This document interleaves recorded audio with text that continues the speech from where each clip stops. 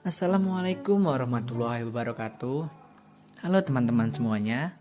Kami dari kelompok 5 R004 dengan anggota Wahyu Trilaksono dengan NIM A1D118120, Anissa Kurnia dengan NIM A1D118121, Anissa Zahra dengan NIM A1D118123, Muhammad Siradul Kifli dengan NIM A1D118135, Ayumi Novianti dengan NIM A1D118137, Dufi Harpinda dengan NIM A1D118142, dan yang terakhir Laila Silmi Kafah dengan NIM A1D118144. Baik, kita akan masuk ke materinya. Multimodality, menafsir verbal, membaca gambar, dan memahami teks. Multimodality adalah istilah yang digunakan untuk merujuk pada cara orang berkomunikasi menggunakan modes yang berbeda. Pada saat bersamaan, Kress and Van Leeuwen 1996, yang dapat didefinisikan sebagai penggunaan beberapa semiotik modes dalam desain produk atau peristiwa semiotik secara bersamaan. Dan dengan cara tertentu, mode-mode ini digabungkan untuk memperkuat, melengkapi, atau berada dalam susunan tertentu. Kress and Van Leeuwen 2001.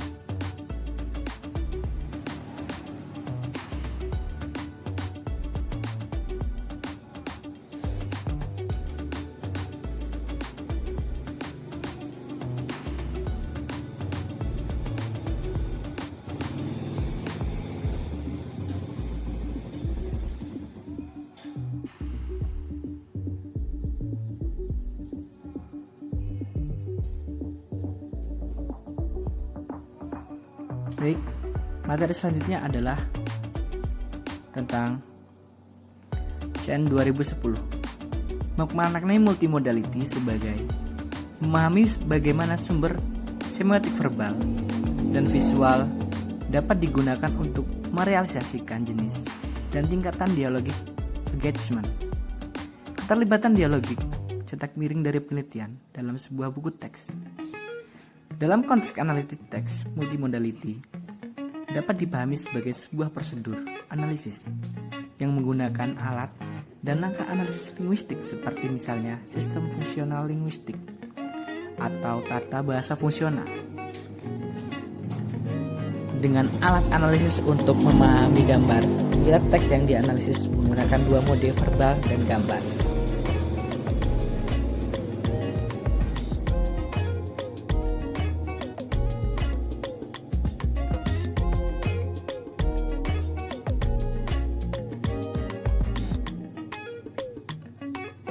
Selanjutnya, mode menurut Beserman-Kremes adalah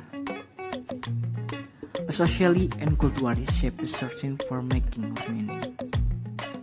Mode dipahami sebagai sumber yang terbentuk secara sosial dan budaya untuk mengkomunikasikan makna dan dapat dirujukan pada gambar, bunyi, spasi atau ruang yang dengannya orang menyampaikan pesan dan menawarkan makna.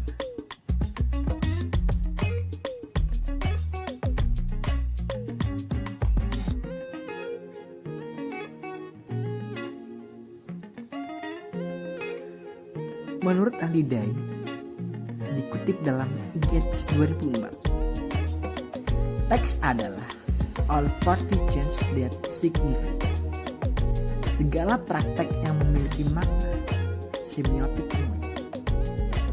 Teks dapat dirujuk pada dua hal berbeda. Yang pertama, makna teks dapat saling menggantikan dengan makna semiotik mode. Yang kedua, teks dapat juga dipahami sebagai wadah, situs, di mana semiotik mode digunakan untuk menawarkan makna. Contohnya, sebuah poster secara keseluruhan dikatakan sebagai sebuah teks yang di dalamnya terdapat verbal dan gambar sebagai dua mode semiotik yang digunakan untuk menyampaikan pesan.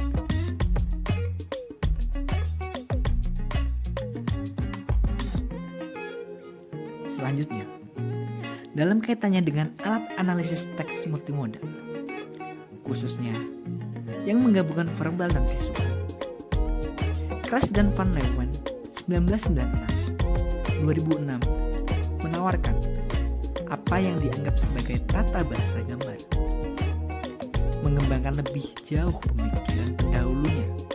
Di antaranya, yang pertama, oleh Arnhem 1969 menggagas tata bahasa gambar yang menggunakan perspektif bahasa. Selama ini mereka berargumen teks di luar bahasa seperti terutama gambar desain atau ilustrator yang memiliki akses terhadapnya, para desainer dan ilustrator ini dalam pandangan Kress dan Van Leeuwen tidak memiliki cara untuk menyampaikan pengetahuan. Yang kedua, Halliday 1994-2004 yang melihat tata bahasa tidak sebagai aturan tapi sebagai sumber untuk membuat dan menyampaikan makna. Selanjutnya, sementara analisis teks multimodal yang menggabungkan bahasa dengan semiotic researches di luar bahasa telah banyak dilakukan misalnya oleh Steiner dan Van Leeuwen yang menganalisis musik dan bunyi, Martinez yang menganalisis gerak dan bahasa tubuh atau gestur, O'Toole, Pang, dan Stanglin yang masing-masing menganalisis arsitektur dan ruang, dikutip oleh O'Haron tahun 2008. Selanjutnya, Kress dan Van Leeuwen 1996-2006 tidak secara eksplisit mengurutkan satu persatu langkah analisis menggunakan teorinya, tetapi mereka mengolaborasikan dengan rinci poin-poin penting yang harus diperhatikan ketika melakukan analisis. Teks visual menggunakan reading image. Menurut keduanya, image dapat dianggap sebagai bahasa verbal, merealisasikan metafungsi bahasa. Langkah analisis praktik yang dapat digunakan untuk menganalisis teks gambar yang pertama adalah menggunakan langkah analisis ini, kita harus memperlakukan image seperti bahasa ini. Artinya, image diyakini sebagai bahasa verbal merealisasikan metafungsi. Metafungsi terdiri dari 3, yaitu yang pertama metafungsi identional, metafungsi interpersonal, dan metafungsi tekstual.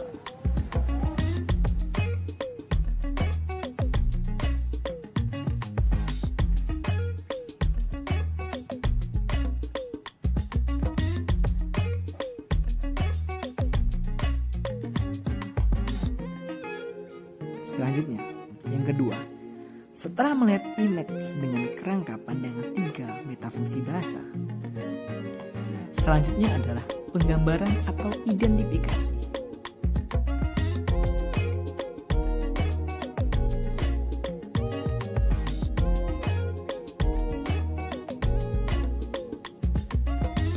Machin dan Muir 2012 mendeskripsikan apa yang ada pada image, memfasilitasi analisis yang baik.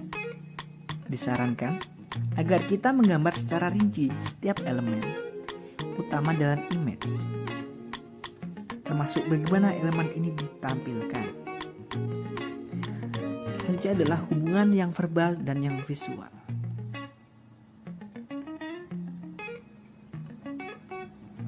Bagi Barthes, dikutip dalam Kress dan Van Leeuwen 2006, verbal menambah atau memperluas makna image dan sebaliknya, atau verbal menjelaskan elaborate image dan sebaliknya.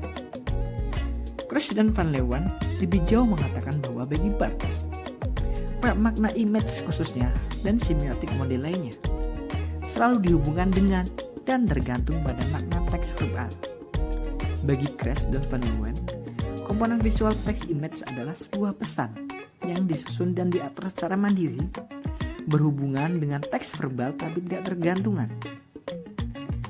Chen 2010 menggunakan 4 kategori heteroglif dimensional yang diajukan Martin dan Webb dikutip dalam Chen 2010 menemukan bahwa suara atau pesan yang disampaikan yang visual bisa bertentangan disklaim dengan suara atau pesan yang disampaikan secara verbal. Selanjutnya adalah Royke 2002 melihat bahwa visual dan verbal yang digunakan sebagai mode untuk menyampaikan pesan dalam sebuah teks memiliki intersemic relationship, hubungan antara mode semiotik yang beragam.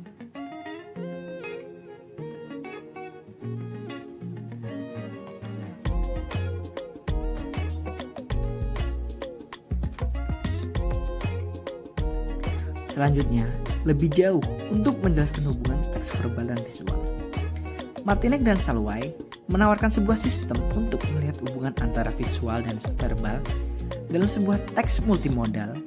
Pendekatan mereka berdasarkan hubungan status antara visual dan verbal. Dalam sebuah teks multimodal, pendekatan mereka berdasarkan hubungan status.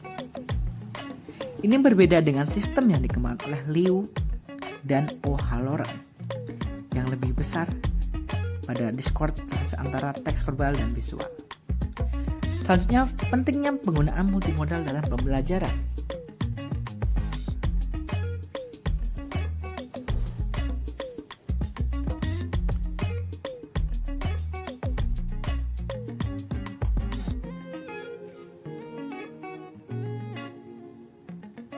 Multimodalitas sebagai segala sumber semiotik verbal dan visual yang dapat digunakan untuk merealisasikan jenis dan tingkatan keterlibatan dialogis dalam sebuah teks. Pendekatan multimodal penting digunakan dalam pembelajaran.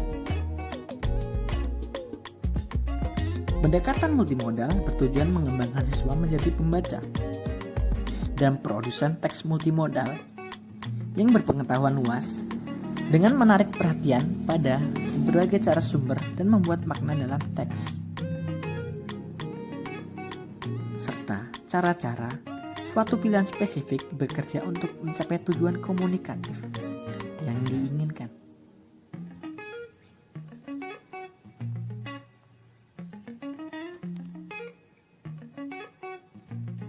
Selanjutnya, bahasa tidak hanya terbentuk bahasa verbal, yaitu bahasa lisan dan tulisan, namun juga bahasa non-verbal seperti gerak, suara, objek, warna, dan sebagainya. Sinar 2012 menyampaikan bahwa bahasa verbal saja tanpa semua gerak, suara, warna, dan objek material membatasi pemahaman seseorang terhadap kompleksnya sebuah interaksi dan makna interaksional, serta dapat memberikan keterbatasan. Selanjutnya adalah konsep pendekatan multimodal.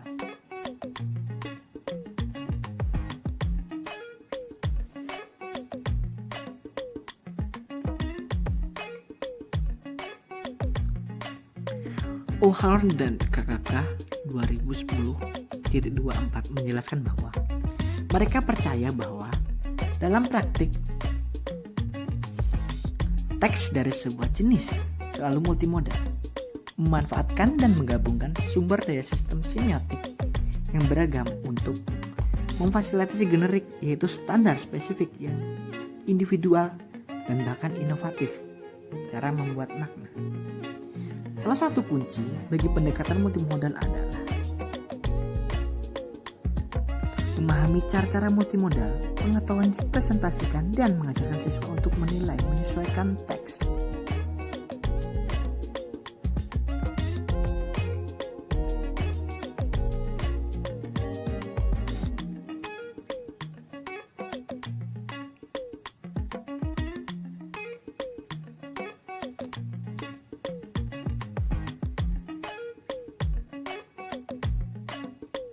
Selanjutnya, menurut Jewett 2008, salah satu perhatian utama pendekatan literasi multimodal adalah promosi konsep literasi dan bentuk representasi dan komunikasi yang beragam untuk membantu siswa menegosiasikan jenis teks dan cara persuasi yang lebih luas.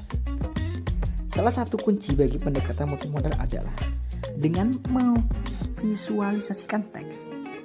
Visualisasi saat membaca adalah strategi yang efektif untuk meningkatkan pemahaman teks, mengingat peran menjadikan visualisasi dalam meningkatkan pemahaman bacaan. Sangat disayangkan bila tidak menggunakan sebagai strategi dalam praktik pembelajaran membaca.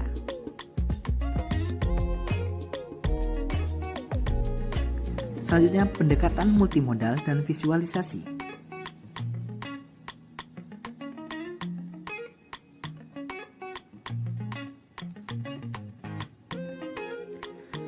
Sinar 2012 menjelaskan bahwa interaksi verbal dan visual terdiri atas sumber daya teks termasuk aspek ujaran seperti intonasi dan karakter vokal lainnya, serta aksi semiotik seperti gestur dan proksimik, ekspresi wajah atau muka, gerak tubuh dan postur, isyarat, kontak mata, sentuhan, jarak, suara, dan juga produk teknologi seperti ukiran, lukisan, tulisan, arsitektur image, dan rekaman suara.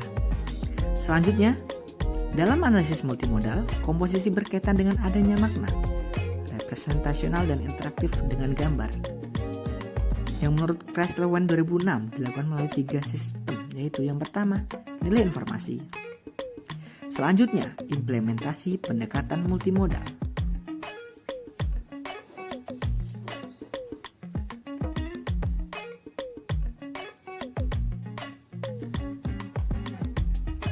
Contoh implementasi pendekatan multimodal adalah penggunaan permainan bahasa multimodal yang inovatif, mewujudkan lingkungan belajar yang otentik untuk pelatihan komunikasi lisan dalam bahasa asing, sebuah petualangan virtual yang disebut Berlin Kompas. Salah satu kelebihan Berlin Kompas adalah desain yang interaktif. Sistem ini mendukung interaksi yang mendukung di mana para pengguna dapat melihat dengan menengok ke kiri atau ke kanan untuk melihat-lihat panorama. Hal tersebut mengstimulasi balik tubuh bagian atas saat melihat sekeliling.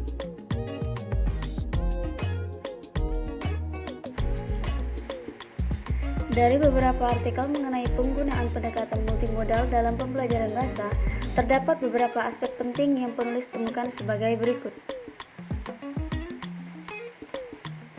1. Keaktifan dan motivasi siswa. Pendekatan multimodal meningkatkan keterlibatan peserta didik dalam proses belajar mengajar. 2. Pembelajaran yang teratur. Manfaat utama pendekatan multimodal dalam pengajaran dan pembelajaran kelas bahasa adalah mendorong otonomi siswa dan mendorong pembelajaran mandiri. Dan yang ketiga yaitu gaya mengajar.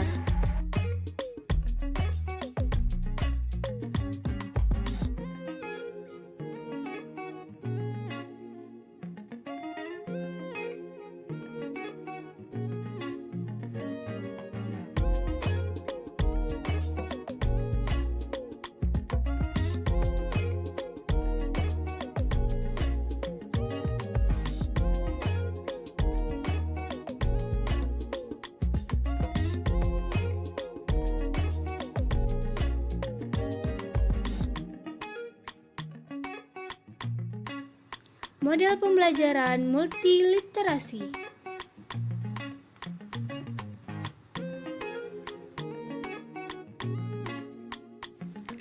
A. Pengertian model pembelajaran multiliterasi menurut Abidin 2015 halaman 3. Multiliterasi adalah keterampilan menggunakan beragam cara untuk menyatakan dan memahami ide-ide dan informasi dengan menggunakan bentuk-bentuk teks konvensional maupun teks inovatif, simbol, dan multimedia. Selanjutnya,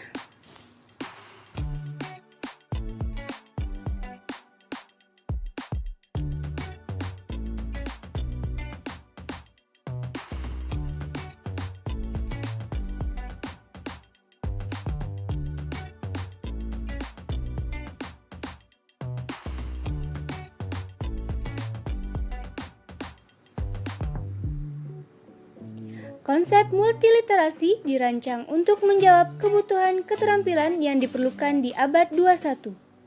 Pembelajaran multiliterasi didesain untuk mampu menghubungkan 4 keterampilan multiliterasi: membaca, menulis, berbahasa lisan, dan ber-IT.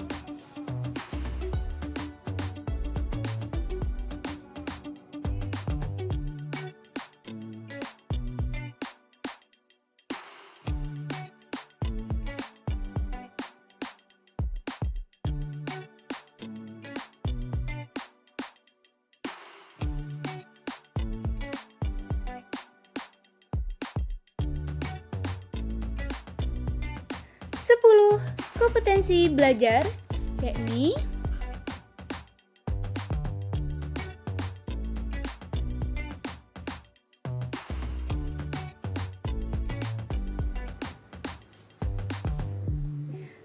kreativitas dan inovasi, berpikir kritis, pemecahan masalah dan pembuatan keputusan, metakognisi, komunikasi, kolaborasi, literasi informasi, literasi teknologi informasi dan komunikasi, sikap berkewarganegaraan, berkehidupan dan berkarir, responsibilitas personal dan sosial.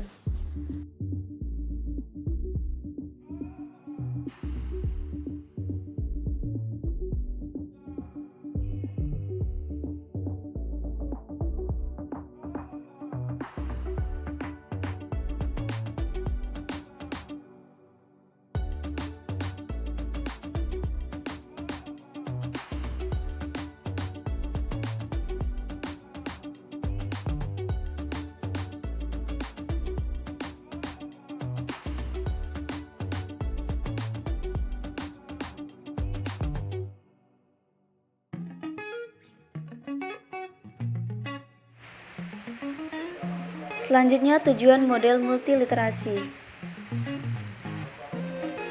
Menurut Abidin 2015 halaman 236, model pembelajaran multiliterasi memiliki 3 tujuan, yakni 1. Kepemilikan atas dan peningkatan keterampilan belajar abad 21.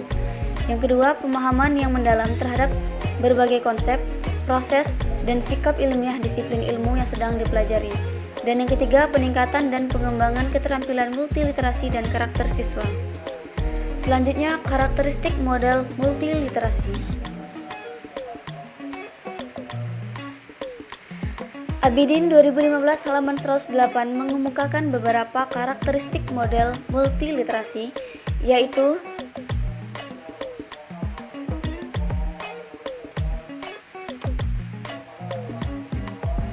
satu, pembelajaran multiliterasi dapat menghubungkan materi yang dipelajari siswa yang telah diketahui. 2. Menghubungkan materi dengan kehidupan nyata. 3. Melibatkan siswa untuk aktif.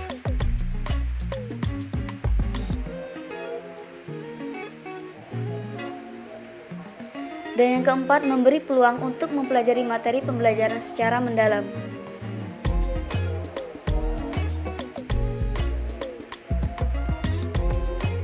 Selanjutnya, sintak model multiliterasi.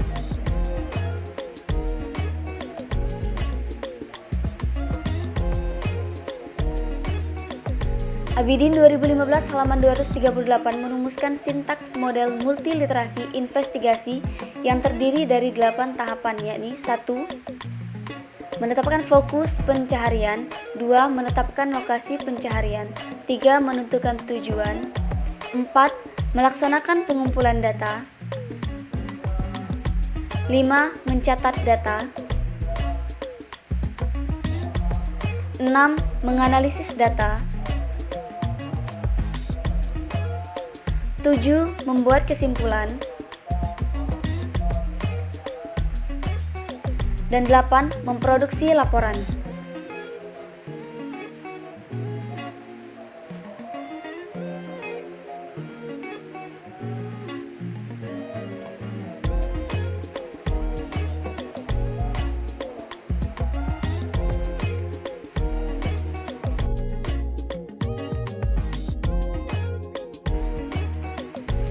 Selanjutnya, langkah-langkah pelaksanaan model multiliterasi investigasi.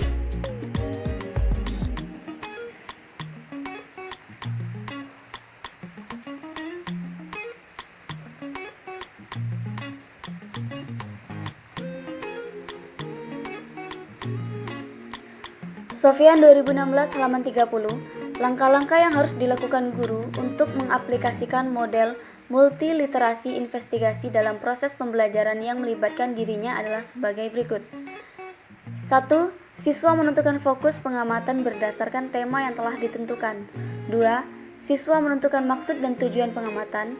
3. Siswa membuat kerangka laporan. 4. Mengumpulkan dan mencatat data. 5. Analisis dan sintesis. 6. Membuat kesimpulan.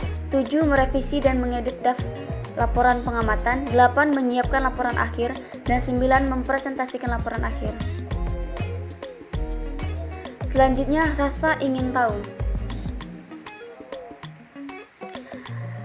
Yang pertama, pengertian rasa ingin tahu. Nasution dalam Hadi dan Permata 2003 halaman 3 berpendapat rasa ingin tahu adalah suatu dorongan atau hasrat untuk lebih mengerti suatu hal yang sebelumnya kurang atau tidak diketahui.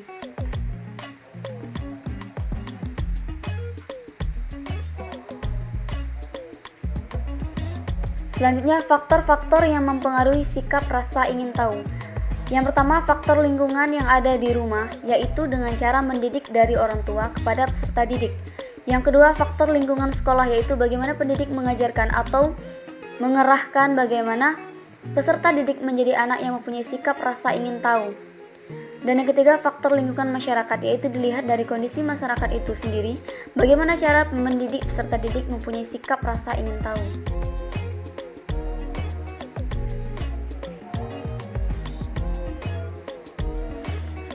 Upaya guru untuk menumbuhkan sikap rasa ingin tahu.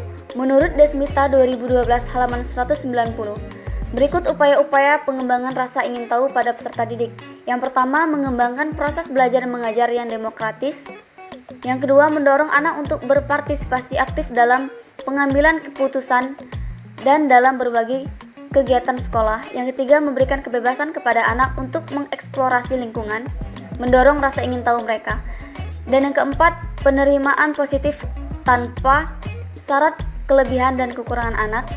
Yang kelima, menjalin hubungan yang harmonis dan akrab dengan anak. Kemudian indikator rasa ingin tahu. Rasa ingin tahu merupakan salah satu ciri-ciri yang menjadi penentu dalam prestasi belajar maupun prestasi kreatif seorang siswa.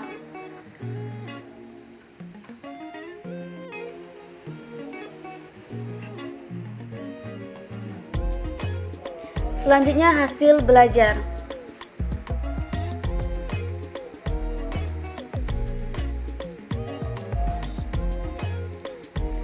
Menurut Permendikbud nomor 53 tahun 2015 pasal 3 tentang penilaian hasil belajar, tujuan penilaian hasil belajar adalah 1. Penilaian hasil belajar oleh pendidik berfungsi untuk memantau kemajuan belajar, memantau hasil belajar, dan mendeteksi kebutuhan perbaikan hasil belajar peserta didik secara berkesinambungan.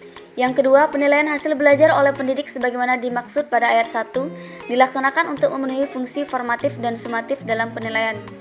Yang ketiga, penilaian hasil belajar oleh Wasliman dalam Ahmad Susanto 2013 halaman 12 mengemukakan tentang hasil belajar sebagai berikut. Hasil belajar yang dicapai oleh peserta didik merupakan hasil interaksi antara berbagai faktor yang mempengaruhi baik faktor internal maupun eksternal.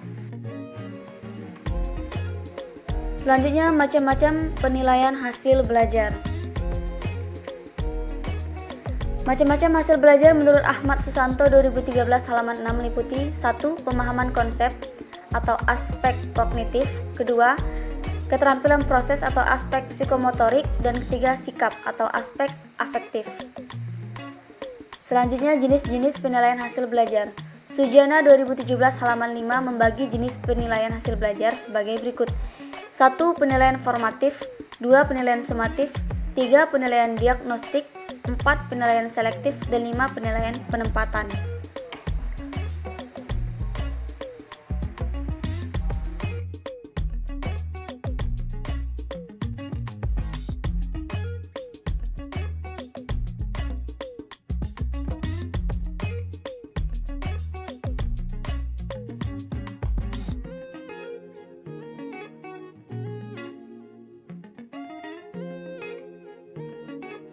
Selanjutnya, faktor-faktor yang mempengaruhi hasil belajar.